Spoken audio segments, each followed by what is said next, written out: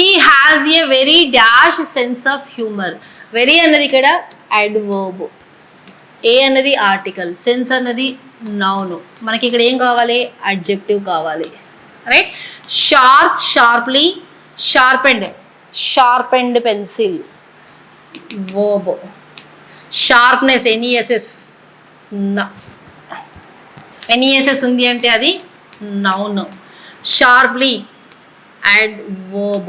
Sharp, sharp mind, sharp mind adjective. He has a very sharp sense of humor. We stayed at a dash hotel during our vacation.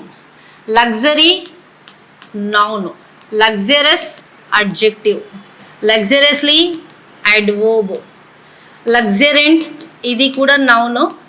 ఈ noun అంటే ఏంటి అంటే rich in growth, చెట్లు బాగా పెరుగుతున్నాయి అంటాం చూడండి, అలాంటి టైంలో యూస్ చేస్తాం. We stayed in luxurious hotel. We arrived dash the airport early.